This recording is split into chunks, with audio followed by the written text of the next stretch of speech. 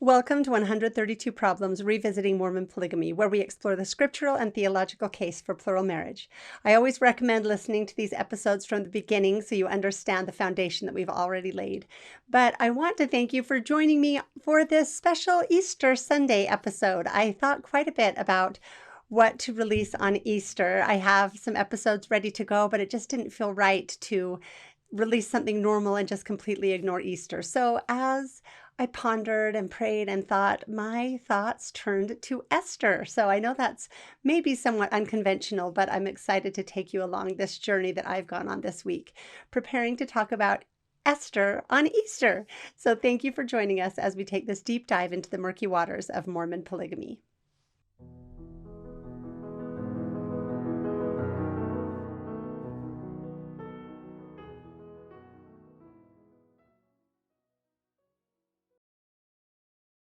For those of you watching this the day it's released, happy Easter. Thank you for sharing this Easter Sunday with me. And for those who are following up, happy Easter. I hope you had a wonderful day. It's been hard to realize that it's Easter as I'm looking out this window that looks much more like Christmas. We have had record-breaking snowfall in Utah this all of March and April, but certainly this last week. It has been crazy, blizzard after blizzard, when I just have inches and inches of white snow everywhere. So that's kind of fun. But nevertheless, it is Easter, and it's been a good journey for me. I know we all love Easter, and I've thought about it so much in the past, but really I've kind of approached it a different way this week in preparing for this episode. So that's what I'm hoping to share to you. I hope it will be interesting. But it really, as I've let me just break to it. I've been thinking about so many different things. And as I was thinking about Easter and praying about what I should talk about, just all of these different ideas came to mind. Some of them being the goddesses, right? Ishtar. We spell it Ishtar, but apparently it was pronounced Ishtar. And Isis and many of the others. We're going to get into that. But I started to think, why is it called Easter? That's so interesting. I hadn't thought about that before or studied it out. So that's part of what I want to share, and many, many other things. And then in thinking about Easter, I naturally started thinking about Esther and wondered why her name was so similar to Easter and started delving into that. And then I realized I'd never done an episode on Esther, which is shocking, and more shocking as I got in and studied it, because Esther lived polygamy, right? So that's why I am deciding that was the train of thought I went on to make me talk about Esther on Easter. But I hope that you will find it as insightful as I have found it. I think one thing that I love about Easter, and in this course of study I've seen, is how truly revolutionary Christianity is in our concept of universal resurrection, which truly is what we celebrate on Easter, right? Jesus overcame death, not just for himself, but for all humankind, to enable all of us to be resurrected, to be redeemed from the dead, right? And that as I've studied this week, in contrast to all other ancient religions where resurrection or eternal life, immortality, or returning from the underworld was reserved for just the very, very few most elite gods or godly heroes, right? And there was no concept. Everybody else who died would just spend, I guess, the rest of eternity in the somewhat murky, dark, questionable underworld. It didn't look like a joyful experience, right, for all of humankind. I'm sure there's a lot more that I haven't understood, but that's what I've seen so far. And then all of a sudden we have this story where all of us are redeemed, where nobody spends eternity in the murky, dark underworld, but we all are brought back to life. And then we add to it with our loved ones, with our families, where we continue on to grow and progress. It's really like Jesus democratized redemption, right? Resurrection. And that is an amazing thing that makes Christianity truly unique and beautiful in so many ways. I think as I was reading, I just wanted to share, because I don't think that anything sums up Easter better than 1 Corinthians chapter 15. I'll start in verse 20. But now is Christ risen from the dead and become the first fruits of them that slept, right? Not the only one. We're not just putting stars of him up in the sky to portray his heroism. He is doing it in service to all of us. For since by man came death, by man also came the resurrection of the dead. For as in Adam all die, even so in Christ shall all be made alive. Behold, I show unto you a mystery. We shall not all sleep, but we shall all be changed in a moment, in the twinkling of an eye, at the last trump. For the trumpet shall sound, and the dead shall be raised incorruptible, and we shall be changed. For this corruptible must put on incorruption, and this mortal must put on immortality.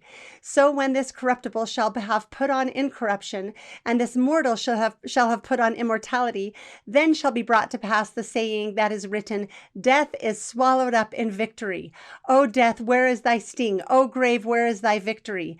The sting of death is sin, and the strength of sin is the law. But thanks be to God, which giveth us the victory through our Lord Jesus Christ. Therefore, my beloved brethren, be ye steadfast, immovable, always abounding in the work of the Lord, for as much as ye know that your labor is not in vain in the Lord. I just loved that, because as I was studying these ancient religions that had a much greater presence of goddesses than we have any familiarity with, seeing this contrast and how the promise of Jesus Christ is to each of us, to all of us, right? Not just for this life, but for the next. It was really, really beautiful. And so I want to talk about that. That's one of the huge differences I saw that made me actually think, and I'll get into this a little bit later, but in a way, all of these more primitive religions may have been pointing toward a fulfillment, right? Because there are a fulfillment in Jesus Christ. That's at least one way to look at it. The story of Jesus Christ, of Jesus being born of Mary and the Son of God, that is not at all unique in all of these religions. There are so many stories of of all of these elements, of a son of God or a God dying, going to the underworld, being there for 3 days, coming back to life, right? Returning. There are so many stories of God having a child with a mortal woman, right? And that child being a hero that did these things exist in, I know some of you might be remembering some of the Greek religion that we might be more familiar with, but it's in all kinds of ancient religions, Sumerian, Babylonian, again and again, they show up as we discover more things. And so in so many ways, the story of Jesus was building on very familiar themes, right? It was repeating things that had been done many, many times before.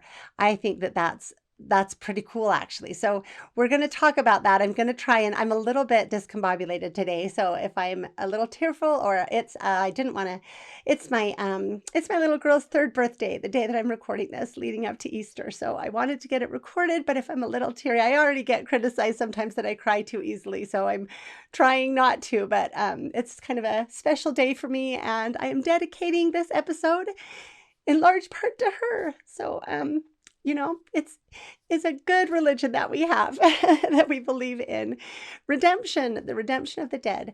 So, anyway, and as I said, as I was thinking about Easter and started thinking about all of these different things, I discovered how interesting all of this is. This is all interesting from top to bottom. There are so many things that I hadn't thought of before and hadn't started out before. So first of all, let's talk about Easter, right? It is really the most important Christian holiday. I know that Christmas is a bigger celebration culturally, but really celebrating the redemption is what gives the birth its purpose, right?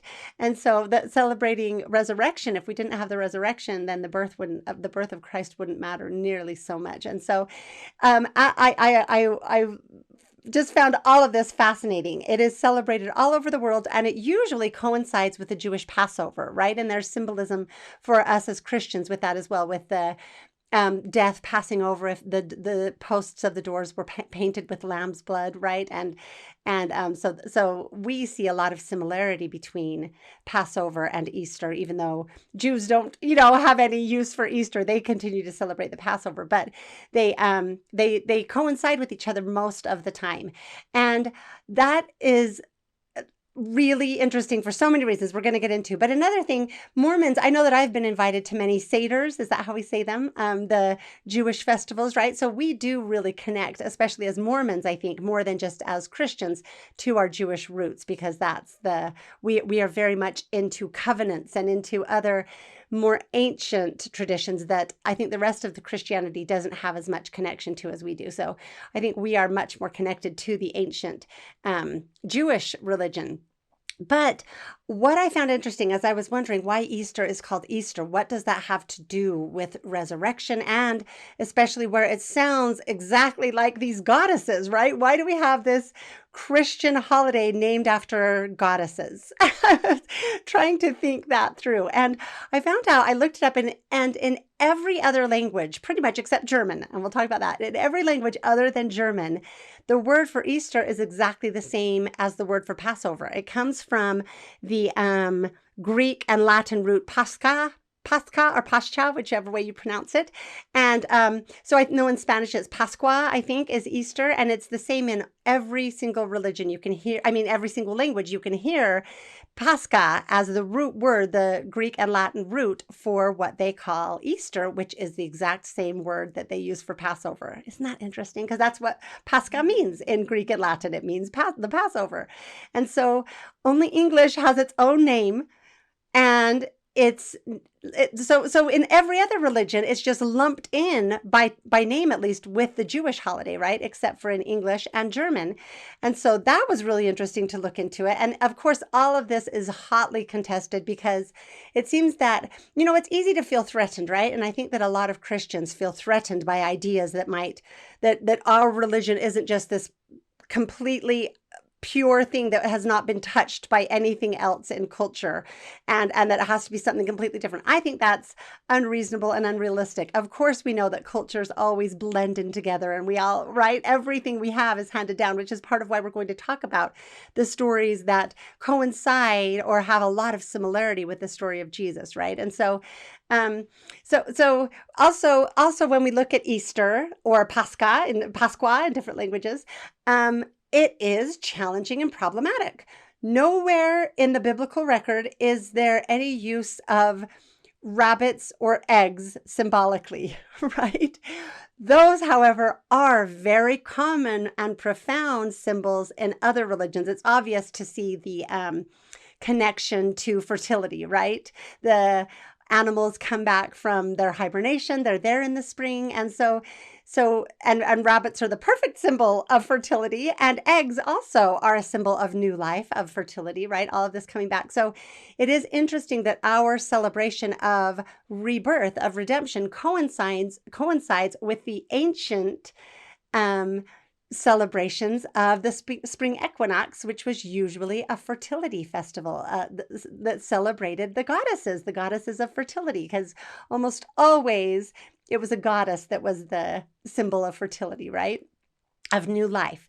And so that is really interesting. And that includes Ishtar, Easter, right? There's also apparently Bede was Bede was a monk, a historian that talked about a Germanic goddess named as Oster and connected Easter to her. That's again contested. It's all really confusing, but there are definite connections that we can all see. So I don't want to get too much down into the weeds, but we do know, just like with Christmas, right?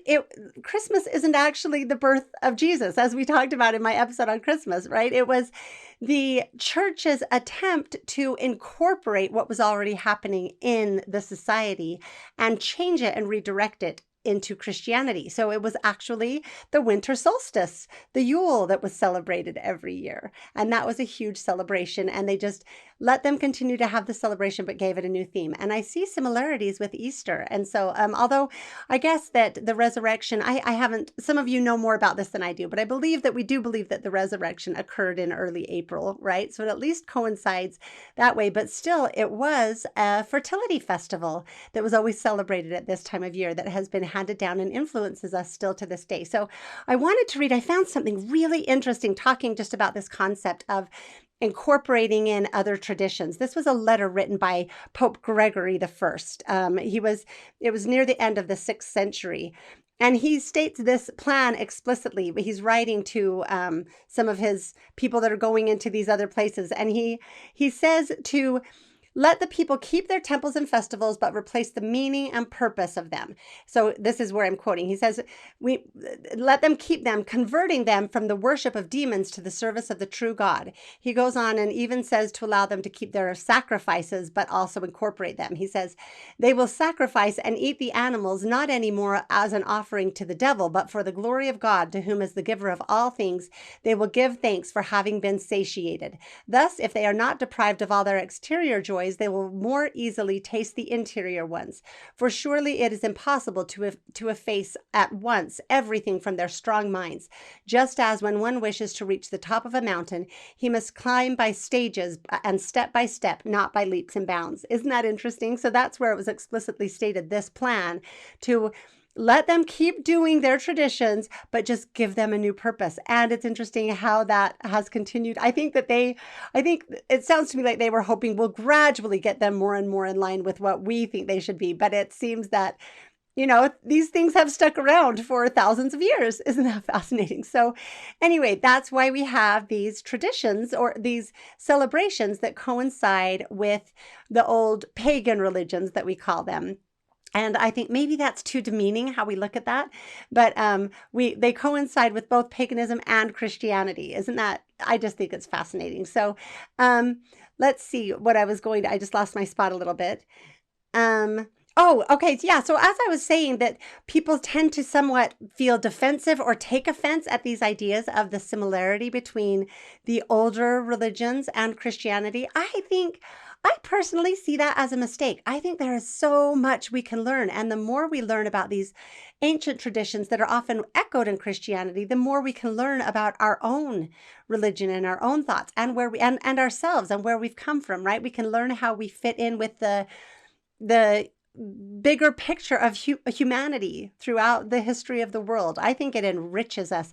It doesn't threaten us. So that's my suggestion, is to, if you start to feel like uncomfortable, if anyone feels inspired to go look deeper into these things, I think dive in and ask for discernment, right? Rather than, that's always my method though, rather than feel like, oh no, that's threatening, that can't be accurate. So I don't give a lot of credibility to the Christians that try to argue against these ideas just for the sake of those were wrong and we're right, so therefore they can't be connected in any way. Like, no, I mean, we have bunnies and eggs, right? And it's called Easter and it's celebrated at the spring equinox. There are connections, whether we like it or not. And so, but what I have also thought about and found interesting is we did have this tradition in humanity of the goddesses. There were just always goddesses, and they were the symbols of life and rebirth and, in a way, resurrection, because all of the earth dies over the winter and is reborn in the spring, and that's when we celebrate it, right? And so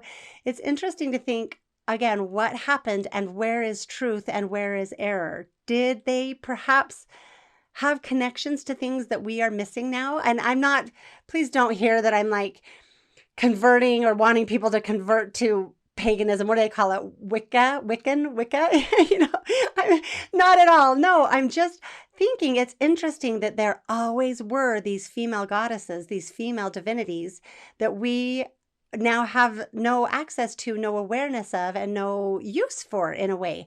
And I wonder if that is like I said, we believe that God will yet reveal many great and important things pertaining to the kingdom of God. And just like ancient religions pointed to Jesus Christ and had a lot of similarities, maybe there are some similarities or some echoes, things that point that would be useful to us. I don't know. I just find it fascinating and intriguing, and I wanted to look into it a little bit more. So that's what I think we're going to do. So to talk about some of the similarities, right? How Christianity fits within this broader sociological context. I think that the examples are endless of things that were echoes in Jesus Christ that had already happened. For example, I've read a book. oh, I won't remember what it's called, but you can find information anywhere. Dionysus, the god of wine, right? He was the gods and goddesses shifted over time. Some of them incorporated all of the others, So one of the main gods was Dionysus, I believe, at the time of Jesus Christ. In that culture, he was the god of wine, right? And he did many miracles with wine, creating wine. There's even a play written where his mother, at a wedding feast, they ran out of wine, and she came and talked to Dionysus and said, create wine. There are, of course, differences, but you can hear these echoes, right? And John, I believe, is the only one that talks about Jesus with the miracle of the wine. And perhaps in part, he was going to these people who worshiped Dionysus and helping them make the connection that Jesus Christ is the God, not Dionysus, right? Like there are just really cool ways to look at this from these stories. So we can see that there are, as I said, so many stories of immortal, like of gods having children, having sons with mortal women, right? And and even the Immaculate Conception is not, there's a rich history of that in other religions. And so all of these things are really interesting. That's the story. We're going to talk a little bit about Isis and Horus and the similarities between Mary and Joseph. It's really interesting. And so I think that part of that motivation in the early church, the Catholic Church, to move Mary to an almost divine status, right?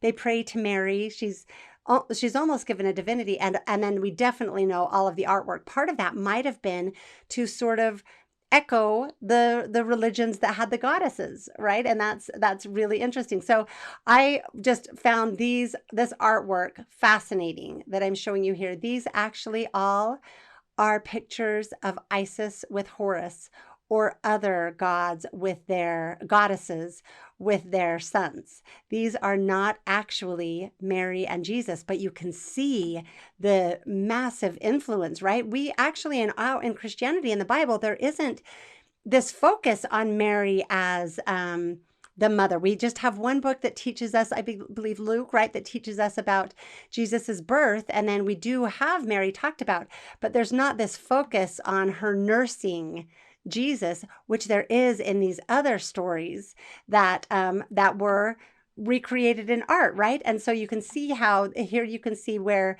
the similarity, that again, the art is sort of incorporated, and we do the same art, but now it's about Mary and Jesus, not about these other goddesses. Isn't that fascinating? And so you can go on and see a lot of the similarity in even the iconography and the art that that was used to teach the religion to an illiterate population. And so I just think that that's actually amazing to see that that's where we get even our pictures. So we have some hints of the goddesses. I know that Jeremiah talks about the Queen of Heaven twice. Of course, it's talked about dismissively as people are worshiping false gods by doing their celebrations to the Queen of Heaven, but these are the goddesses that it's talking about. So this was always sort of the cultural context that the one true God was revealed in. But even studying out more, there's so much more I need to learn about, because even the ancient Canaanites, the ancient Hebrews, worshipped a plethora of gods, right? And they had like Elohim is the plural, right? They had the I'm embarrassed that I can't think of her name. Asherah, maybe Ashtra, said in different ways, that was the mother god, right? And so we'll get into it a little bit more. Asherah, yep. She was the mother of the gods. And so it's really complex to try to narrow it down to, there's just always been this one way to see this one true God, because it's always blended in different ways over time. And even now we have the same confusion where the idea of the Trinity is the way to get around having a plethora of gods, but only one God, right? It's 3 in 1 and 1 in 3. And then as Mormons, we take flack that we believe in more than one God because we don't believe in the Trinity, that they're all the same embodiment. And so it's something that we're still struggling with today. Like, do we have one true God, or is there room for more gods. And then, in our unique theology where we believe in a heavenly mother, and I think that introduces more complexity into it. So it's, I think, a mistake to think we have it nailed down, we understand it perfectly, we know exactly what it is, and that's all there is to know. I think that's the pride that we're always warned against in the Book of Mormon, right? I have no need for more answers because I already know what I need to know. I feel exactly the opposite, to say, oh, we need so much more light and knowledge to help us understand this. So there are stories in the ancient Canaanite religion of the burning bush being a representation of a female god, of Asherah, right? Because she was represented in trees, she was represented in fire. In fact, oh my gosh, I can't think of the words. My brain is too tired.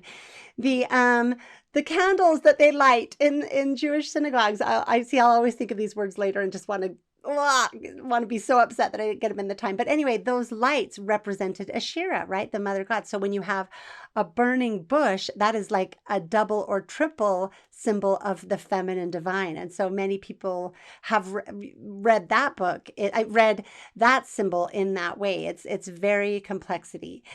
There's a lot of complexity. It's very complex. And so, we are still, even in our world today, drawn to these symbols of the goddesses, right? If like the Starbucks logo, the Statue of Liberty, the movie companies like Columbia, the goddess Columbia, we still have a fascination and we are drawn to these images, I think, in many more ways than we recognize. So I don't claim to know what this means, but I think that, it's kind of like, when you try to suppress something, it kind of shines out in a bunch of different ways, right? That's true in psychology. When you try to just suppress something, it's going to come out in a lot of different ways. It's better to open it, look at it, and integrate it, right? Incorporate it. And that's what I think that maybe we're on sort of a journey that God is helping us to do with the feminine divine on all levels, to try to figure out how to incorporate it. How does it fit in with our explicit beliefs? Where is the feminine and how does it fit in? I think that that's important to understand. So as we are celebrating Easter, the celebration of life and fertility and rebirth, that was either, we're either celebrating the Christian resurrection or the spring equinox fertility, and probably a blend of both of them in how it has been passed down to us. And it was, as you look through ancient cultures, this celebration was pretty much ubiquitous from what I've seen. It existed everywhere. The goddesses were celebrated, and they usually were the goddesses of love, beauty, fertility, and also war. Isn't that interesting? Like, they usually represented all of those things. So from the various different cultures from the past, some of their names were Ishtar, Inanna, Asherah, Astarte, Ashtaroth, Venus or Aphrodite, Estora, Eostra, which is what has become Easter, right? And there are so many others. And so I found this amazing, while I was doing this studying, I found this amazing ancient Roman novel called Metamorphosis. I think it's also called The Golden Ass. Someone referred to it that way, but I think it was originally called Metamorphosis, which means like transition, change, right? And it's the only ancient Roman novel written in Latin that survives in its entirety. Isn't that fascinating? It was written by, the version we have was written by Apuleius, I think is how you say his name, but it's an adaptation of an earlier Greek work written by Lucius of Patrae, or Patra, however you say it. And Lucius is the name of the protagonist, leading me to believe that it was at least originally written, intended to be an autobiography, right? Autobiographically. So it's this fascinating book. Lucius is a nobleman who is turned into a donkey. And so he becomes, again, if you want to look at the symbolism of this, right, incorporate it into, he becomes asleep or a dumb beast. He has to go through all of society being treated. He was a nobleman, so now he has to experience the life of basically a slave or a beast of burden, how they were all treated. And it's really interesting. And then in the end of the novel, when he has just reached his end, he is begging in despair. It says that I plunged myself 7 times into the water of the sea, which number 7 is conveniable and agreeable to holy and divine things, as the worthy and sage philosopher Pythagoras hath declared. Now, isn't that interesting? Again and again, I am finding these comparisons. Dip 7 times in the water, right? And that 7 is this symbol of everything religious, but also of this miraculous healing that was done, right? The connections to Jesus. It seems so obvious that this was pulling on familiar symbols, familiar tropes. I guess I don't want that to be a demeaning word, but things that people would have been familiar with and would have recognized as divine. And it's fascinating to me that Pythagoras, with his ancient geometry, happened on something and knew that 7 was an important number. That's handed down to us. And we certainly have 7 as an important number in our religion today. So there are universal truths that seem to be able to be discovered in different ways. I think it's really interesting. Anyway, continuing on. Lucius falls asleep and has a vision, and the goddess appears to him. This is what she says. Behold, Lucius, I am come. Thy weeping and prayers hath moved me to succor thee. I am she that is the natural mother of all things, mistress and governess of all the elements, the initial progeny of worlds, chief of powers divine, queen of heaven, as she's called in the Bible, right? The principle of the gods celestial, the light of the goddesses. At my will the planets of the air, the wholesome winds of the sea, and the silences of hell be disposed. My name, my divinity is adored throughout all the world in diverse matters, in various customs and in many names. For the Phrygians call me the mother of the gods, the Athenians Minerva, the Cyprians Venus, the Candians Diana, the Sicilians Prosperina, the Eleutians Ceres, some Juno, others Bellona, others Hecate, and principally the Ethiopians which dwell in the Orient, and the Egyptians which are excellent in all kinds of ancient doctrine, and by their proper ceremonies accustomed to worship me, do call me Queen Isis.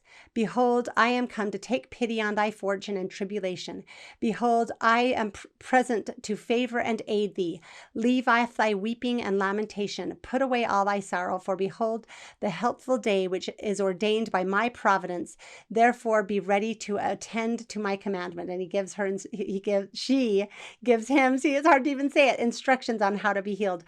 I found that fascinating because it's just this explicit statement of kind of what I was thinking about, that all of these goddesses represent the same thing. They are all the same one and built in to this goddess that used to be visible in culture and in people's experiences, right? They could have visions of the divine feminine. And I, again, don't know what to do with that. It's all so tricky and messy because it can sound like I'm saying, hey, let's be pagan. I'm not.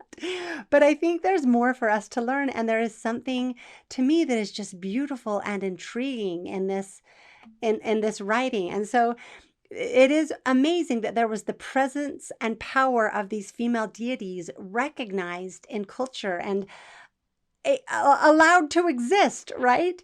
And I think that maybe that is still there, but it's been so buried that it's coming out in a million different directions in a million different ways. And maybe we could start looking at it and considering. I at least think it's interesting. So anyway, Easter and Ishtar is something that I don't think we should just ignore, right? There is something there. I think there's an undoubtedly a connection. So maybe this is one of the ways that feminine continues to shine through, that we can't quite get all the way rid of it. Like, I think when we look at the Book of Mormon, and it has books that it refers to in the brass plates that we don't have in the Old Testament. And it's like they were able to get a lot of the stuff out of there that they didn't like if it was plain enough. But Isaiah survived, right? And Isaiah teaches the things, but they're veiled enough. It teaches the same things about the coming of Christ and about the need for all institutions to repent that people are uncomfortable with, but because it was so veiled, it was able to survive. And I kind of think in a way, maybe we have hints that come to us in different ways, just like the story of Adam and Eve and how Eve led out and was the acting force in doing God's will in that story. It survived because it's not quite as explicit, right? And maybe Easter is another one of those things. I don't know. But anyway, so as I was thinking about Easter, I did go, Esther. Okay, that's interesting. Why is Esther called Esther? Is that the same connection to Ishtar, or, that's another name for Isis, the mother of the gods? Like, what's going on here? Why do we have a book about Esther in our Bible along with our celebration of Easter? Really interesting. So I started to dive into Esther and realized like I said, she's a polygamist wife, and we haven't talked about her and her story, and I think we should. So that's where we're going now. And Esther, again, as I dove into Esther, I had no idea how much there was to learn about this amazing book that we have in the Bible. I did know it's one of only two books named for women, Ruth and Esther, right? And that isn't necessarily a huge deal. I like it. I like that the Bible has books named for women, but it's not, there's definitely not like a direct correlation between the greatness of a person and whether or not they have a book written for them. Jesus doesn't have a book written in his name, right? And many, many others. And then we have deplorable characters that have books written in their name, but I do like that. As I said in my episode on Sariah, I think that in some ways the Book of Mormon is making even more plain what the Bible should have made plain, that we need the women, that the women are missing. There's no book named after a woman in the Book of Mormon, but there are those two in the Bible, and they are interesting ones, right? So this is some of what I learned. There are actually multiple versions of Esther. The one we have in our Bible is actually a shorter, later version. There's a longer Greek version included in the Septuagint, and it has a lot more. It's much more, maybe apocryphal is the right word. It sounds. Some people compare it to Daniel. It starts out with Mordecai having profound visions and these, sort of apocryphal experiences. And it goes on and talks about the fulfillment of those things. It's much more, has the feel of Daniel than the book of Esther, which we have, which actually our short book doesn't mention God once. Isn't that interesting? It talks about fasting, but it never refers to or demonstrates prayer. It never talks, well, they do fast for 3 days, but it doesn't say they fast and pray. I guess we just always assume that they do, but it doesn't talk about God explicitly, but God is, I think, woven in everywhere within it. But that's a lot. That's kind of a cool thing to know. It also has been both one of the most beloved books among the Jews and in Jewish culture, but also one of the most contested books, both by some Jews and by many Christians. Many people hated this book, thought it should not be in the Bible. There's been a lot of Esther hatred over the centuries, which I also find really interesting that it's been so hotly contested. I know Martin Luther was one that just hated the book of Esther and wished that it didn't exist. And so, but even those who have not found it valuable theologically or have found it to be of no worth, they, I think, even have to recognize its literary brilliance, because it is an incredible story. When you dig in and read it, it's just so beautifully, incredibly written. It has this deep sense of irony that is so well done. It also is one of the best books of chiasm that we have. The A, B, C, climax, C prime, B prime, A prime. They both, the Jewish writing style that build up to the climax in the center and have sort of mirror images of each other on each side. The book of Esther does that brilliantly. Plus, it adds in this additional element of this beautiful irony that's really, everything, we'll talk about it more, but everything that was supposed to happen that Haman tried to do to Mordecai, instead Mordecai does to Haman. Everything that was, everything is a perfect mirror image, but putting a different victim on top, or, but switching the fortunes around. And so we're going to talk about it a little bit, because I didn't know nearly this much about it. It actually is really underutilized in our, I think, in probably a lot of Christian discussion. We don't talk much about Esther. I'm not that familiar with all of the rest of it, but definitely in Mormonism, I searched for Esther. We're going to talk about this a little bit, but she is not often talked about, and definitely the broader story is not talked about very much at all. I admit I was surprised. I searched the entire Journal of Discourses for Esther, and she's never talked about. I found one, she's not even referenced more than like maybe 2 or 3 times. I found one talk that talked about her that was given by, was it Lorenzo Snow? I'll have to find it. It was, Lorenzo Snow, October 5th, 1882. And this was 8 years before the first manifesto, the 1890 manifesto. The Mormons were facing increasing persecution and threat because of polygamy, right?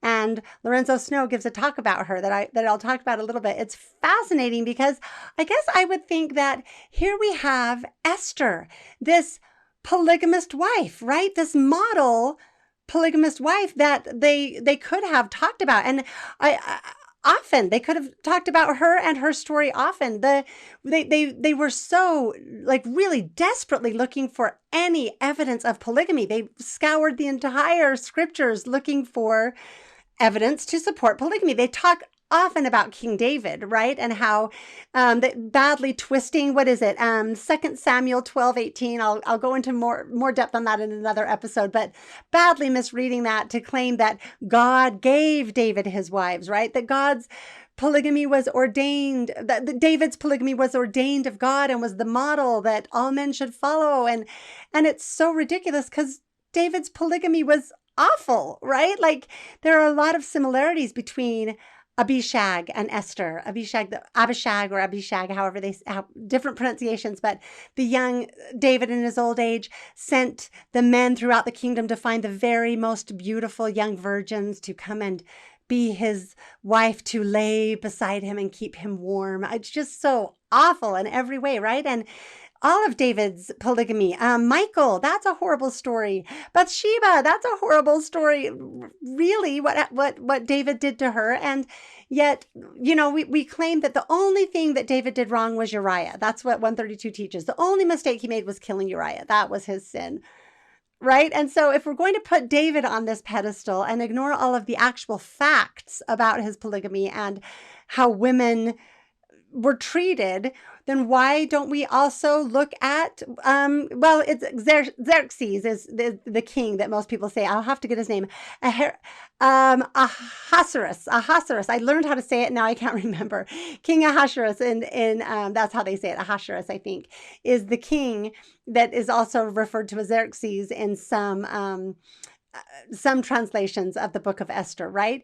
And he was a polygamist king, right? So just very similar to David. So it's interesting to me that he was never mentioned by the polygamist. His polygamy was never talked about. I guess maybe it reflected too badly on polygamy in some ways that they couldn't just ignore. Maybe it hit a little too close to home. I don't know, but I find it to be fascinating. And so especially when you look through the Journal of Discourses, and they went to such lengths to they talk about monogamy with complete disdain, right? Like monogamous cultures are the worst. If you have monogamy, you automatically have prostitution and all of these other things, as if those things don't exist in polygamist cultures, right? As if they weren't there with King Xerxes. I think I'll call him Xerxes. You can know I'm talking about Ahasuerus, but it's easier to say Xerxes, even though that's not very easy to say either. Anyway, so with how much they talk, and they talk about how the Romans introduced monogamy. It didn't exist until them, and how depraved they were, and how wrong that system is. So here they have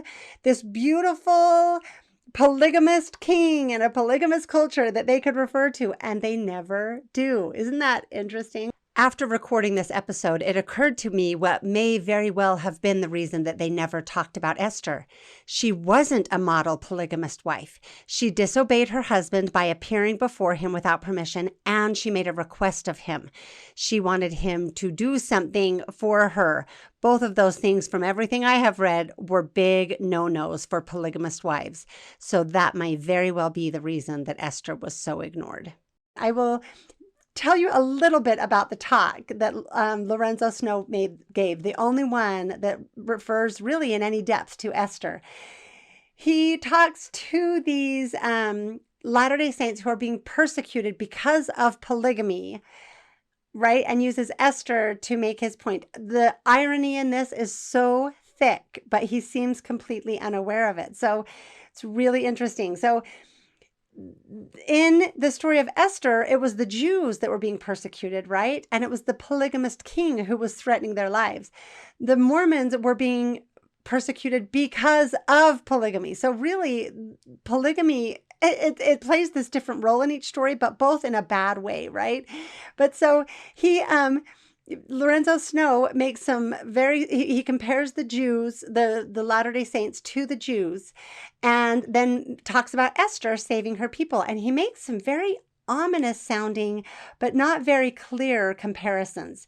So he says, notwithstanding our difficulties may appear very great, yet there will be means provided for our escape if we ourselves perform the duties incumbent upon us as the children of God. but it may be necessary in the future and this is the point I wish to make, for some of the saints to act the part of Esther, the queen, and be willing to sacrifice anything and everything that is required at their hands for the purpose of working out the deliverance of the Latter-day Saints. Okay, isn't that interesting? I find myself wondering, what does he mean? What is he saying? Like, Esther did risk her life for the sake of her people, that leaving off the irony that she was risking her life by approaching her polygamist husband, right? But he's saying that people need to be prepared to risk their life or give their life and everything they have for the well-being of the Latter-day Saints. He doesn't explain what he's implying, but he goes on to restate it multiple times. He says, "It is our business to step forward as did Esther and be willing to risk all for the salvation of the people. In undertaking her task, Esther said, 'If I perish, I perish.' Here is a lesson for our sisters." So I again wonder what that means, how he's expecting. I don't know what he's saying to the sisters, and he doesn't clarify it. So it's really interesting. I wonder how they would have taken that or heard that, because he does seem to be telling the sisters they need to be willing to sacrifice everything, including their lives, for the sake of their community, which really means for the sake of polygamy, because polygamy was the reason that their community was being persecuted, right? And it's really what their community stood for. And so this is so interesting because, again, Esther's life was at risk because she wanted to approach her polygamist husband without permission, right? But he's kind of telling these women they need to risk their lives to protect and defend their polygamist husbands. So it's just a really, really odd usage that doesn't, it just kind of messes with your mind. And you would, again, think that here he has Esther, this polygamist heroine that he could talk about, but he doesn't ever refer to her husband's polygamy. You know, they always have these talks about that old polygamist, and, you know, they don't talk about him at all, Xerxes or Ahasuerus at all, as a polygamist, which is really interesting. So I think it really is. It's like polygamy in both of these stories is the problem. It's the system that all of these women are trapped in that is forcing them to risk their lives, right? Whatever Lorenzo Snow is implying here, they have to risk their life because of polygamy, and Esther had to risk her life in large part because of polygamy, right? And so that was the system that caused her to be in that situation. He ignores all of that. And so it's really fascinating that maybe Ahasuerus is just too inconvenient of an example because he doesn't paint polygamy in a good light, right? And so let's get into a little bit into the book. Oh, and then also you can look in our more recent, the General Conference. You can search the church website for General Conferences referring to Esther. There aren't a lot. The name Esther is mentioned, but Queen Esther is only mentioned a handful of times. And there are a lot of just other women whose names happen to be Esther that are referred to in talks. But talking about the biblical Esther and her story is actually not very common, more often done proportionally far more by women, you know, when you consider how few women speak at General Conference, and most of the references to Esther are by women. So it's really interesting. There was a more recent talk about Esther, but again, it never refers to the system that she was trapped in or to the victimization of women in this story. So that's what we're going to dig into it and see what we can tease out of the story, right? So just as a quick recap, this story takes place after the diaspora, the destruction of Jerusalem and the scattering of the Jews. And it's about 100 to 120 years after the Book of Mormon begins, right? Just to put it in context for our brains. So after Lehi leaves Jerusalem, this is about 100 to 120 years later that Jerusalem was already destroyed. Mordecai was probably a baby at the time of the being carried away into Babylon, and so Mordecai and Esther were dispossessed Jews, right, living in Persia. And Esther was an orphan. Different accounts, you can find different accounts. There's nothing in the Bible, but they say that the Jewish writings say her father died while her mother was pregnant, and then some say her mother died in childbirth. Some say her mother died when she was 8 or 9. But in any case, she had lost both of her her parents. And so Mordecai took her in. And I found myself having a question because Mordecai, his family is never mentioned.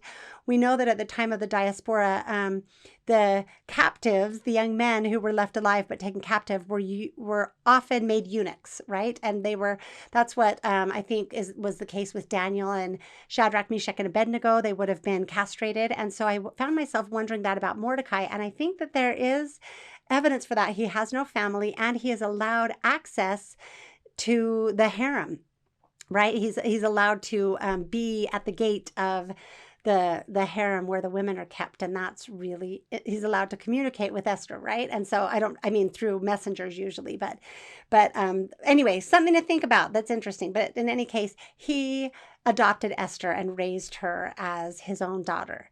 And so there's another comparison here that I just found interesting, that there is a commonality, that it is always the orphaned girls that are at most risk from polygamy, right? Because they don't have the protection of a father. That was definitely the story with my great-great-grandmother.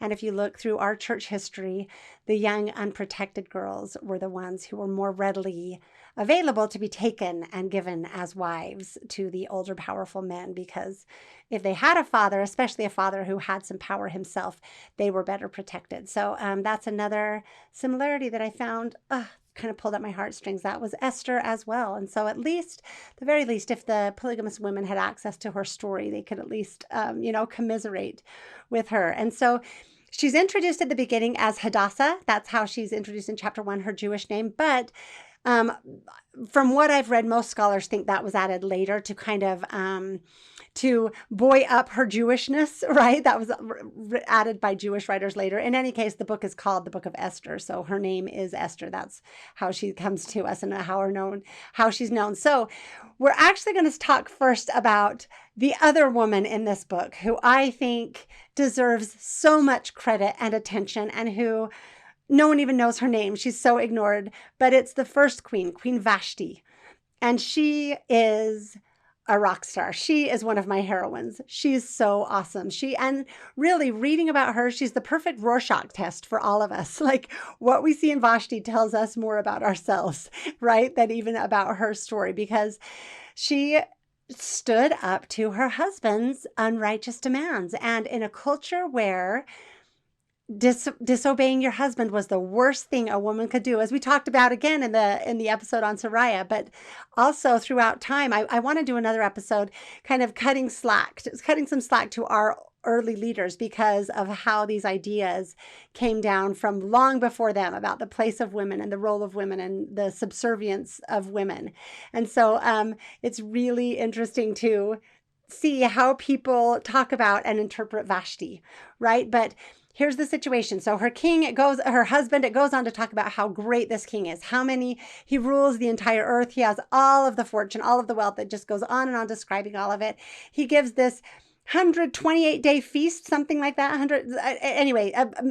Well over 100-day feast to all of his princes and his, to celebrate his most recent conquering of whatever peoples that he's raping and looting their land to pay for this lavish showing off, basically, right? So then he gives a second feast that's a 7-day feast, where everyone has a unique handcrafted golden goblet, and the official law passed by the king is that everyone can drink as much as they want. No one's allowed to tell anyone they've had enough, right? But apparently this is just the men in this feast. I think these feasts were for the men. And at the same time, Vashti is giving a feast for the women in a different location, right? So after 7 days of this drunken debauchery, and the king showing off all of his possessions, all of his wealth, then he decides to show off his greatest possession, which is his beautiful queen, Queen Vashti, right? His favorite wife. She's the queen. He has an entire harem, but it's Vashti that is the queen. And so he sends his 7 eunuchs, and we're going to pause and talk about eunuchs in a second. He sends his 7 eunuchs to go summon Queen Vashti to wear her crown and come be displayed before all of the drunken men. So we're going to get back to that. But first, I want to talk about eunuchs, because as we talked about all of these men being castrated, right? Eunuchs were a big part of these cultures. And I think it's so clearly these cultures' solution to the problem of polygamy. When there's polygamy, there are not enough women to go around when the powerful men take all of the women, right? So the solution in different cultures, and in like in Mormon culture, it's the Lost Boys. That's what they're called that's what people have titled them looking at the FLDS. But from my own family history, if you look into your own family history, I think you will see a lot of similarities. They have to find ways to get rid of the excess men to make it possible for the powerful men to have so many women, to take extra women. And so that was their solution in these older cultures.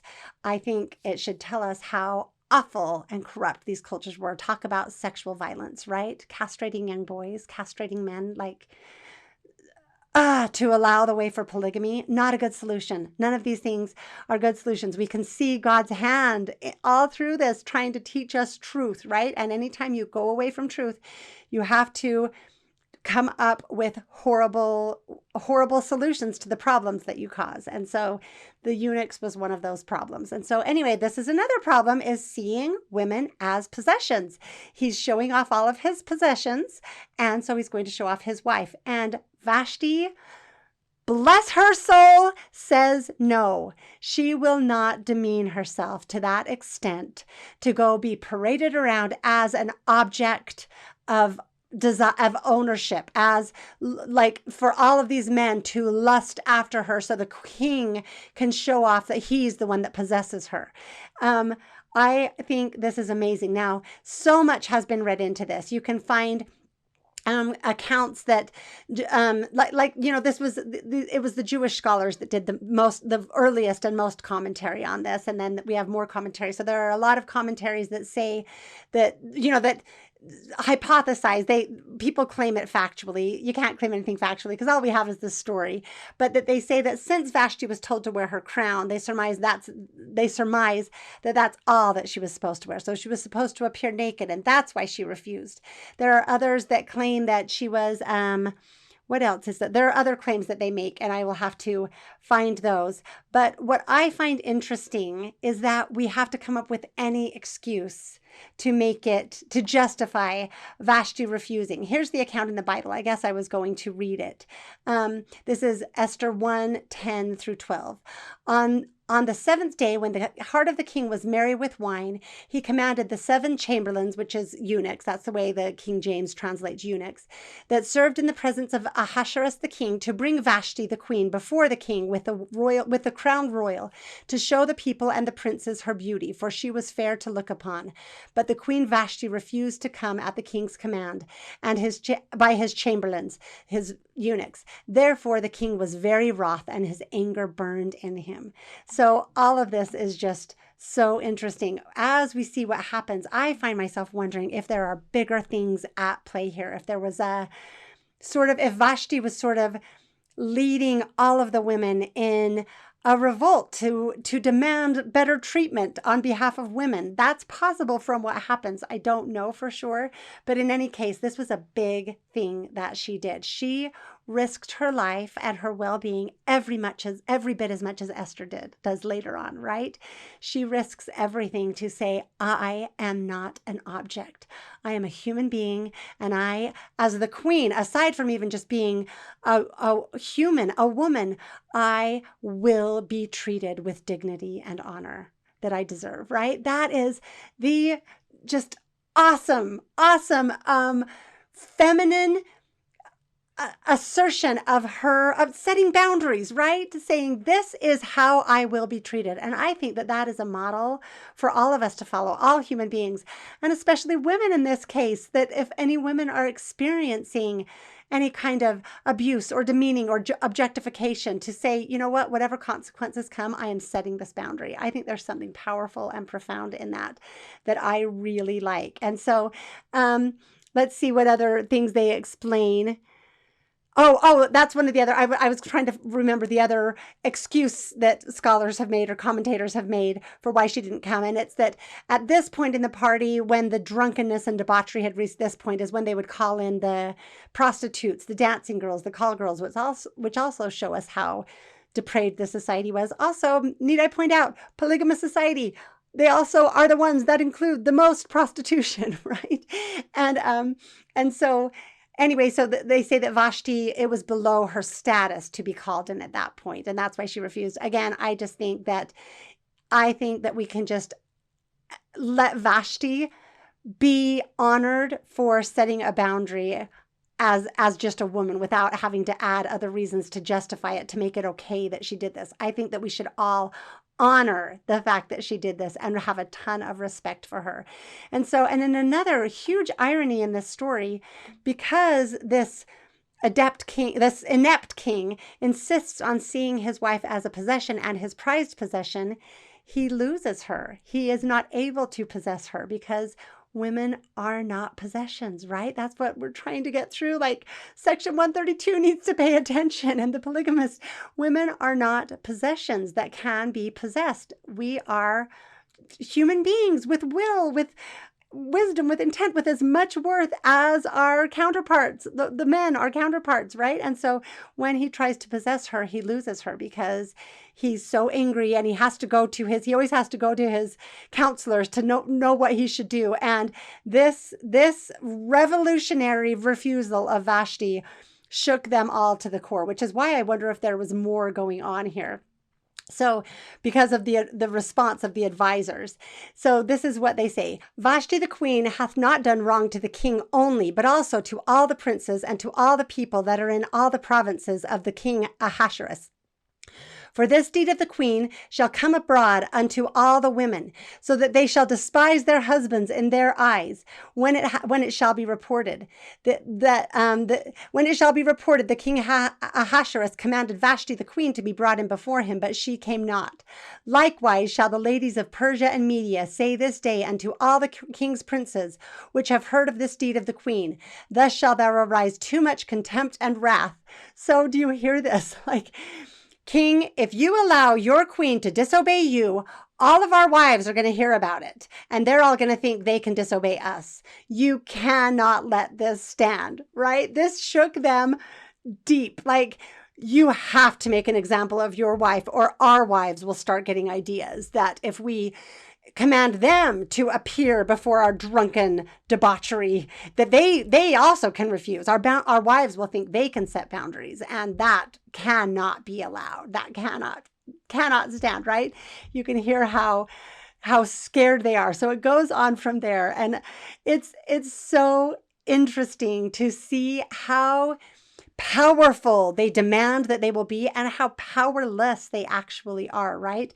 They have to have the king actually keep them in control, because they are incapable of being a true husband who can collaborate and cooperate with his wife, right? They have to be the kings of their manor, that all of their women bow in subjection and submission to them. And so it actually gets worse, because they go on and pass a law. Let me see where I can find it. Well, maybe I didn't write it down, but they actually pass a law that says that every man must be the Lord in his own home, and his wives must obey him. And so what a better way to demonstrate how little honor you actually have in your own home than to have the king pass a law telling your wives that you have to be honored in your own home, right? So that is the situation, that they have an actual law, punishable, I don't know how, but by the force of law, that women must obey their husbands. And Vashti she's not executed, which is good, but she is dethroned, deposed, and exiled. That's the price that she pays for asserting her basic humanity. And, we should look at her, I think, as a righteous martyr. It's interesting to see all of the commentary and how much Vashti is hated and demeaned and criticized. She is seriously demonized. But I think that we should look at her story a very different way. And so we'll move on with the story. When the king, sobers up and realizes that he doesn't have Vashti anymore, I think he's really lonely and sad and wants his beautiful possession, his queen, who, and maybe there was something more to her. This fact that she was willing to stand up to him. Maybe he respected her a bit. I don't know. But in any case, he seems to regret his decision. So again, enter the advisors with the solution. This is what they say in chapter 2, verse 2. Let there be fair young young virgins sought for the king, and let the king appoint officers in all of the provinces of his kingdom, that they may gather together all the fair young virgins unto Shushan the palace.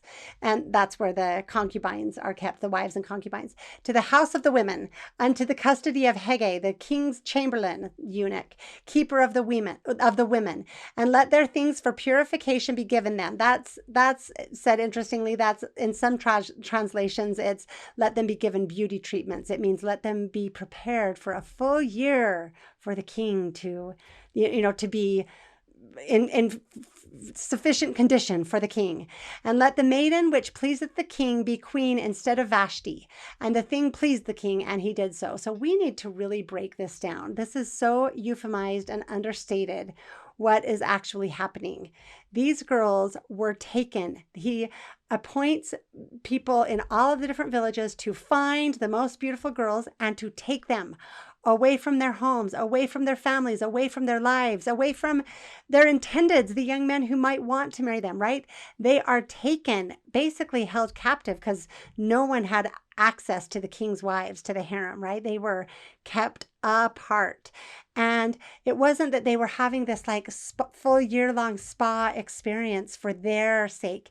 They were taken captive and spent a year being given oil of myrrh, and I'll talk about it a little bit, and guarded over by these castrated men just for the sake of the king, right? The king was the only one that mattered. And so it's it's wrong to look at this as some sort of a beauty pageant. They were competing to be chosen as the queen, or to look at this in any way other than massive, well, it's called by other people sex trafficking, right? They like exploitation to the maximum degree.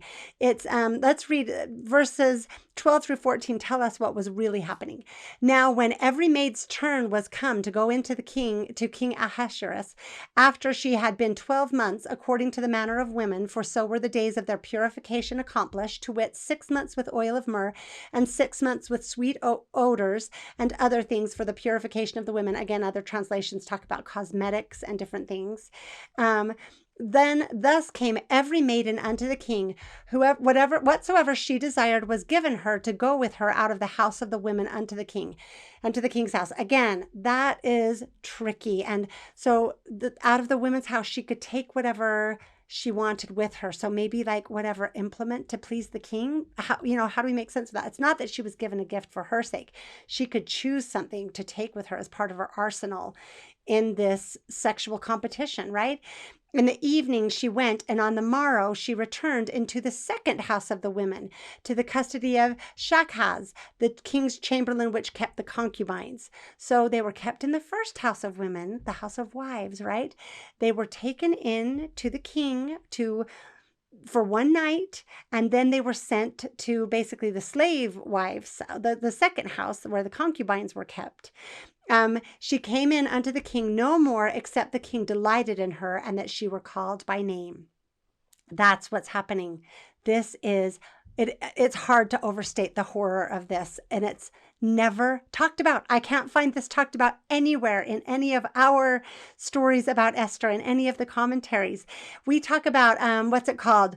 Jus prima noctis, I think, the rite of the first night. That was this horror in the Middle Ages that they talk about, that the lord of the manor had access to every maiden on her wedding night. He got her before the husband. We talk about that with such horror. It showed in the show about Macbeth that I can't think of with Mel Gibson, right?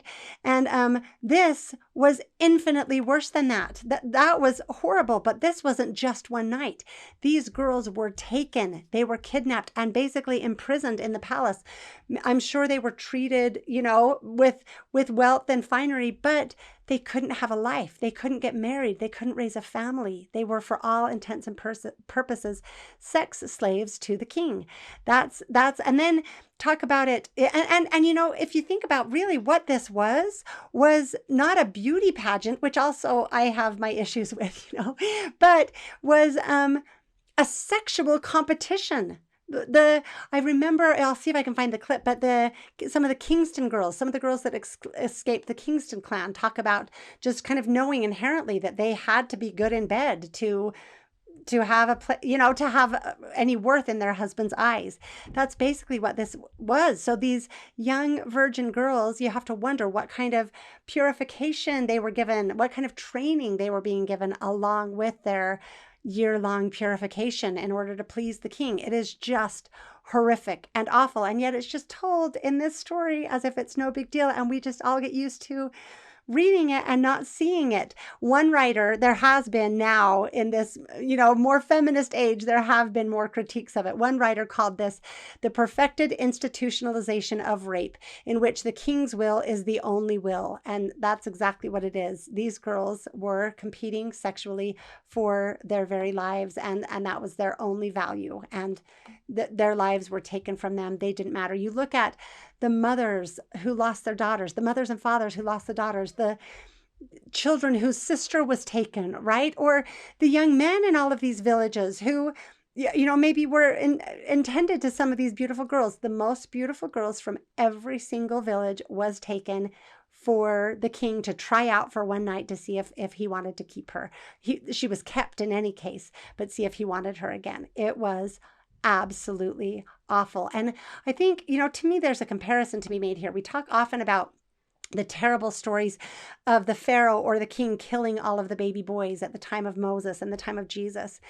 And I think this deserves to be held in that same standing of horror, that this king gathered up all of the young girls for this purpose. And really, we have other stories like this, like the horrible genocides under King David and other Jewish leaders, where just the young girls were kept to be given as prizes of war, right? Like, I think we should see this all as horrific as it actually is, and not just think, oh, it's in the Bible, so it must be okay. It's not. So this is Marian Ann, what's her last name? I just lost it. Marian Ann Taylor has done a lot of work on Esther, and this is something that she says. It's important to note that the text does not suggest that either Mordecai or Esther wanted Esther to be part of the plan to find a better queen for Xerxes. But once chosen, the doubly orphaned Esther behaves in a way consistent with other victim survivors of trauma. She goes on from there. I think that's important to point out. That's one of the points I've made about the women in early Utah, right? They were survivors of trauma. They were survivors in this trauma-bonded situation. She goes on to say that she knew what had happened to Vashti and used instead what John Howard Yoder calls revolutionary subordination to survive and thrive in the situation in which she finds herself. So this does, again, there's a connection to be made here to women in these polygamous systems, powerless women that had to compete through submission, right? Their way to have any status or even have their needs met in many cases was to do whatever their husbands told them to do, to be the most obedient, the most pleasing. That was the best strategy they had. I think we need to apply that to the testimonies that women give. I made an episode on that. I think it matters, and this is another account where that shows up. So Esther, she was remarkably beautiful, and that's why she was taken into the palace, right? And her story in many ways reminds me of Daniel's or Joseph in Egypt's story, that she always found favor. She was very beautiful, just as they were. She was always rose to the top. It says in verse 15, Esther obtained favor in the sight of all of them that looked upon her, including Haggai, the eunuch that was the ruler over the harem. And so he helped her. He gave her the very best positions. He gave her hints. He told her what to take to please the king, like what gift to choose to take with her.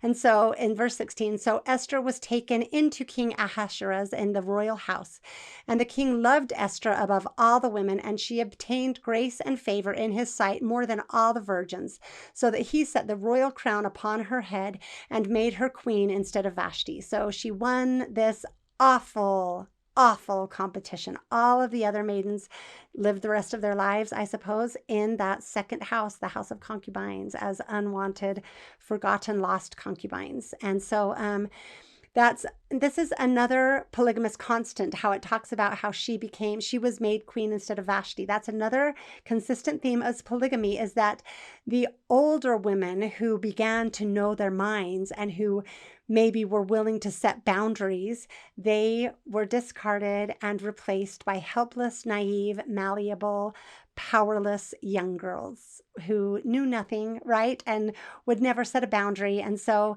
that's the other type that is being fulfilled in the story of Esther, replacing Vashti, who, woman was designed by God to be a helpmeet. That's translated, I'll get into that a little bit more, but it means an equal, right? To be someone that is perfectly matched as like an equal partner, but also an opposite, right? So that you can contend and grow together with and develop. And that's so as these women would start to get to a position where they could help their arrogant husbands develop some personal growth, they would just be discarded instead and replaced by other younger, more compliant and ignorant and naive girls. And so, okay, we're going to move on and just recap this story, right?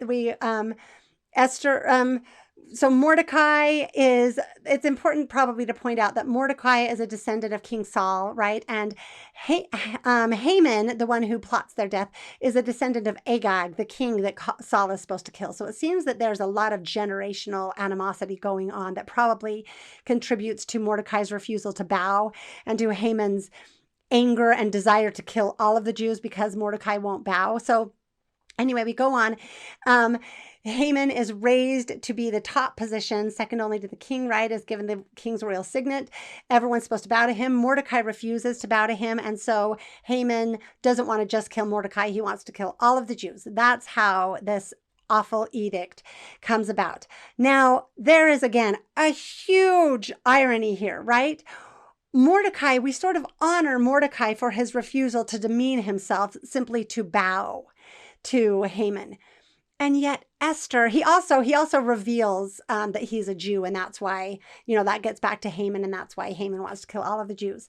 At the same time, Esther is told to not reveal that she's a Jew, and not just is like Mordecai won't even bow to Haman. Yet Esther has to give herself over completely to the bed of the king, right? Like Vashti sets one boundary and she's demonized. Mordecai is honored for the boundary he sets to not bow down to the second in command to the king. And yet Esther is supposed to completely be submissive. I just find this to be really complicated. The massive double standard between men and women. It's actually Mordecai's refusal. And maybe there's honor in that, but maybe it's pride. I don't know. Like, I'm not bowing to an Agagite, who knows? That's what causes this whole mess. It's Mordecai's refusal to bow that causes the edict to be written against the Jews that Esther has to risk her life to clean up, right? To fix. And so she has to completely submit herself in every possible way, but Mordecai is allowed to stand up, right? Vashti and Esther aren't. I think that is a double standard that we should pay attention to. I think it's really confusing and it really matters. And so anyway, that's a complicated thing that I think deserves a lot more parsing out to see the double standard between the submissiveness of men and women and how we honor Mordecai for setting a boundary. And we demonize Vashti for it, and Esther isn't even allowed to. Anyway, it's real if you consider the amount of how much they have to be demeaned, right? And so anyway, it goes on. Mordecai, he's very worried about Esther apparently, or very eager to find out, how she's doing. But he's at the gate often and overhears a plot to kill the king. He tells Esther, and Esther warns the king in Mordecai's name, says, Mordecai, let me know of this plot, right? And so the king is saved. And then letters go back, and then Haman is raised, plans to kill the Jews, has the king. This king really seems to be an inept king. Some people think that this was written in part to demean these kings that have the Jews in captivity, right? To paint them as just awful. And so anyway, so Esther, because she is imprisoned in the palace and not even aware of what's happening, although the entire Shushan, I think is the name of the village where they are, it is put in complete turmoil by this edict that all the Jews are going to be killed on this certain day. Haman also plans to take all of their possessions and give them to the king. That's how he kind of bribes the king to go along with this plan. And so Mordecai is out in sackcloth and ashes. There is all of this furor going on, but Esther doesn't even know about it. She has to find out through letters back and forth between her and Mordecai.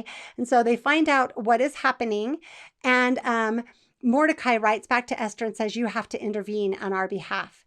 And so that puts Esther in a terrible position. She explains to Mordecai, whosoever, whether man or woman, shall come in unto the king in the inner court who is not called, there is one law of him to put him to death, except such to whom the king shall hold out the golden scepter that he may live. But I have not been called to come in unto the king these 30 days. Again, let's just point out, this is the new queen, the most beautiful, the winner of all of this, and she already has been discarded, and the king hasn't summoned her for 30 days, right?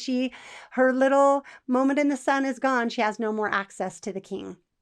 And so, let's draw another comparison of what polygamy does to marriage, right? How it completely demeans it. This beautiful institution that God established for the connection of a man and a woman and the betterment of both of them and the raising of children, and it instead turns it into this awful thing that is so demeaning to women, and so it doesn't serve men well either, right? And I have to make this comparison that just as Esther couldn't go talk to her husband, in early Utah, many of the women, I know the wives of Brigham Young at least, and I'm guessing any others who had many wives, they had to make an appointment to go see their husband. For Esther, this was a matter of life and death, right? She needed to tell her king that her life is at risk, but she's not able to. And that was the same in these early polygamous situations. We're not different. This story of Esther and what the system she was living in is a very similar, accurate representation, maybe a bit more extreme, but it's the same situation that existed in early Utah. These women had to make an appointment, hope that they could talk to their husband, not make their situation worse, because they could absolutely be punished, right? And it didn't matter, even if it was a matter of life and death. Their needs did not matter. Their voices were not heard. Their feedback was not welcome. They were not. Anyway, it wasn't different. This is exactly what Jacob warns about, right? When he calls it whoredoms, he refers to polygamy as whoredoms. And I think that we, again, are so wrong if we read that to in any way be critical of the women, to call the women whores. It's not that. It's that the women were treated as whores in this system. They were given no value, no voice, nothing. They just had to show up, do their duty, and then be silent, not cause any fuss, not need anything, not want anything, right? It's what it did to the women. That's the word. Ezer kenegdo is what help meet really means. It means a perfect match for men, and that is what is supposed to be in marriage. And this completely changes it and demeans it and just ruins what marriage is supposed to be. So anyway, so here's Esther, already discarded, already not desired by the king for 30 days, right? Not knowing what's going on. How can she only was able to warn the king of the plot against him that Mordecai exposed because the king still was summoning her, right? It was all on his timetable, all according to his desires. The women had no, they did not exist other than to serve their husband. Right. And so that's when we come to the high point of this story, when Mordecai responds with words of encouragement to Esther, telling her she has to intervene or she will be destroyed along with the rest of them. And he says, who knoweth whether thou art come to the kingdom for such a time as this? And as Esther's appeal, Esther repeals in response, go gather together all the Jews that are present in Shushan, and fast ye from me, and neither eat nor drink for 3 days, night or day. And I also and my maidens will fast likewise, and so will I go into the king, which is not according to the law. And if I perish, I perish. This has already been long, so I won't go into this too much, but there's so much here. There's so much that's beautiful. Since we're talking about it at Easter, it's hard to not see the comparison of 3 days and nights of fasting and the 3 days and nights in the tomb, right? And then the chance to have a resurrection, to be granted life, and then her submission in saying, if I perish, I perish. That is That is true, beautiful submission to God, saying, I am going to do what I feel God is telling me to do. And whatever happens, happens, and it's in God's hand, and I will just trust that it will be for the best. And that is beautiful. That's how you become truly fearless and powerful. And that's what Esther did, and where Esther, what she was able to accomplish within herself. And so, anyway, then she goes in and then a little bit more. This is chapter 5, verse 1. Now it came to pass that on the third day that Esther put on her royal apparel and stood in the inner court of the king's house. And I think that we tend to underread that and just think that she dressed beautifully, but I think there is so much more there. I can't help but compare it to her whole story. There's so much that's profound here in Isaiah 52 or 2 Nephi chapter 8. Awake, awake, put on thy strength, O Zion, put on thy beautiful garments, O Jerusalem, the holy city, for henceforth there shall no more come in unto thee the uncircumcised and the unclean. Shake thyself from the dust, arise, sit down, O Jerusalem, loose thyself from the bounds of thy neck, O captive daughter of Zion. Isn't that an amazing scripture? It just came right to mind. It's like, wow, there is so much there, right? The bride representing the Lord's people, just all of it, and her robes that symbolize the robes of the holy priesthood, right? The power to act on behalf of God. I think that is what Esther in part is symbolizing here, and I think it's beautiful. And a smaller reading of that, like I said, is just that she put on beautiful clothes. I think there's much more to it. And so then verse 2, when the king saw Esther the queen standing in the court, she obtained favor in his sight, and the king held out to Esther the golden scepter that was in his hand. So Esther drew near and touched the top of the scepter. So again, after this 3 days of darkness, she is granted life. And so that's just the first obstacle passed, right? You think, okay, she did it, she made it. But now you have to look at the great lengths Esther has to go to intervene, to exert the limited power that she has, the games that she has to play, right? And so it's really interesting to see her work within the system. Again, men trying to suppress women, but the power of womanhood cannot be suppressed. And so what happens here is reminiscent of it reminded me of another famous story of a Persian princess, Scheherazade, and the 1001 Arabian Nights. I was like, whoa, there's something similar. And so I looked it up, and sure enough, many scholars think that both of these stories came from the same original story, right? That they both are kind of retellings of the same ancient story. And I find that to be intriguing. We know that the book of Esther was written far after. It was written, it tells us at the end, and I'll go into it, as an explanation of the Jewish holiday Purim. Purim, am I saying that right? Right? We'll go into that a little bit. So it was written retrospectively to try to explain this holiday that they had, right? So it's really interesting to see the similarities. So Scheherazade, to go into that really quickly, the king of Persia, his queen betrayed him. And so in anger, he, I think, had her executed. And then the plan that his advisors bring to him is to have a new virgin every night and then behead her in the morning so he can never be betrayed again. So you can already see some of the similarities, right? And so after all of the fair daughters of the nobleman have been brought in, Scheherazade, who is a brilliant and very studied young girl. She's read everything, and she volunteers to save all of the other women, and against her father and mother's wishes, she volunteers. She goes into the king, and she asks permission to tell her sister goodnight for the last time. So she goes in and tells her sister a story. And she goes into this beautiful, intriguing story, and then stops halfway through, and then comes into the king, and he asks her to finish the story. And she said, I can't, there's not enough time. So he grants her another day to live. And the next night she finishes that first story and starts another one and tells it halfway through. And this continues on for 1,001 days, for 1,000 stories, right? Until the last day she tells him she's told her last story. And but by this time she has 3 sons with him, and he's fallen in love with her, so he grants her life. So that's the story of Scheherazade. And you can see a similarity here, because Esther she invites the king to a banquet, right? She tells him to come, and she kind of extends this intrigue that goes on.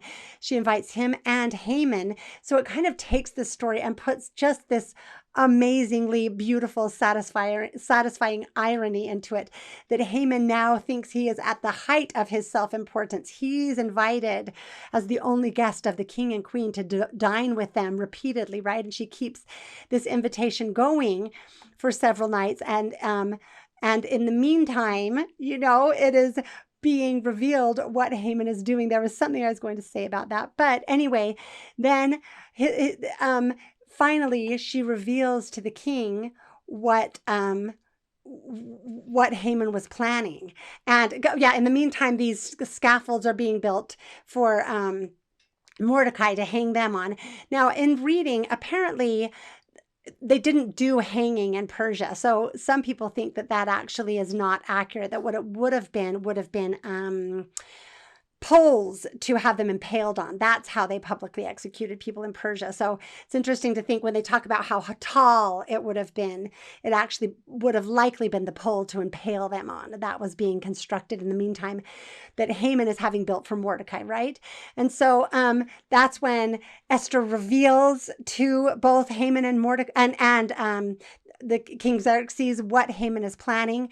Xerxes, in a rage, goes out into the garden, strangely leaving Haman alone with Esther, and Haman pleading for his life. And again, it's sort of unclear. You can read it either way, whether he is attacking her or just clumsy. But when the king comes back in, Haman is on top of Esther on her bed, right? And so the king completely, that gives him all he needs. So he has, in this just beautiful chiasm, this structure, everything that Haman had planned to do to Mordecai, the king does to Haman. And every honor that the king had given Haman, he gives to Mordecai, right? And it goes on in this beautiful way that it has even similar language, that it includes that all of the people, so in the beginning, there was an edict passed out everywhere that all of the Jews were to be killed, including all of the women and all of the children. And now it's reversed. And anyone who had planned to take part in the killing of the Jews, they all would now be killed, including all of the women and all of the children. It says, both the little ones and women, and to take the spoil of them for a prey. So exactly what was supposed to happen to the Jews instead is going to happen to all of the people that were plotting to do that against the Jews. So it's it's seriously retributive, right? There's a real retribution happening here. And it's satisfying on one level, but to those of us who have this element of Christian forgiveness or charity, it's a little bit unsettling, right? That it's like, oh, they were going to do that to you, so you're going to do it all to them. And you actually do, right? And it says in verse 16, I think this is chapter 8, the Jews had light and gladness and joy and honor, and in every province and in every city, whithersoever the king's commandment and his decree came, the Jews had joy and gladness and feast and a good day. And many of the people of the land became Jews, for the fear of the Jews fell upon them. And so anyway, they did, thus the Jews smote, it's chapter 9, verse 5. Thus the Jews smote all their enemies with the stroke of the sword and slaughter and destruction, and did what they would unto those that hated them. So they really carried out this retribution in an interesting way. And Haman and all of his 10 sons were, the Bible says hung, but the history says impaled on the very structures that were created to do that to all of the Jews. And then this is where a different side of Esther comes out for all of us who want to think of her as this young, innocent, gentle, sweet girl. This is where her ferocity comes out, which again gives me the connection, for me at least, of the goddess symbolism, that she's Esther, Ishtar, because she's the symbol of beauty and fertility, but also of war, right? And so it's verse 12. And the king said unto Esther the queen, the Jews have slain and destroyed 500 men in Shushan the palace, and the 10 sons of Haman. What have they done in the rest of the king's provinces? Now, what is thy petition? And it shall be granted thee. Or what is thy request further? And it shall be done. And I didn't mention that, because of the power of Mordecai being the second in command, all of the king's armies, all of his leaders and his appointees helped the Jews, right? So they were all enlisted in killing all of the Jews' enemies. So the tables really turned, and they were able to carry out this destruction. And this is the next verse. Then said Esther, If it please the king, let it be granted to the Jews which are in Shushan to do tomorrow also according unto this day's decree. And let Haman's 10 sons be hanged upon the gallows. Again, that could be impaled upon the posts, right? But she calls for a second day of killing. So that's where that fierce goddess energy is coming out. She's not just the gentle, soft peacemaker. She's like, what I request is that we have a second day for the Jews to kill all of their enemies. So by Esther's word, there was a second day of killing, and another 300 men were killed in Shushan. It goes on to say, but the other Jews that were in the king's provinces gathered themselves together and stood for their lives and had the rest of their enemies and slew all of their foes, 75,000. But they did not lay hands on their prey. So they killed 75,000 men, but didn't take their possessions. Didn't take the spoils. So that's where the story ends, other than it goes on to say that this day, they did that for 2 days, and then on the third day they rested and feasted and celebrated and gave gifts, and that is the holiday Purim. And it goes on to say that every year all of the people must, it says in verse 22, that they should make the days of feasting and joy and of sending portions one to another and gifts to the poor. And verse 32, and the decree of Esther confirmed these matters of Purim, and it was written in this book. And it's called Purim. It's the plural of lots. Pur means lot, like dice, like casting lots. And so I interpret that to mean like the changing of fortunes, that, that what the lot that, Haman had cast against the Jews returned on him. But anyway, that's what Purim means. And so this book was written to be an explanation for the celebration of Purim. And it's easy to see why this would be such a joyful holiday. They read it every year, and they boo and hiss and shake things at Haman, and they cheer Mordecai. It's really a fun, it's supposed to be the funnest holiday in the Jewish year in all of their festivals. And I can see for a people who had been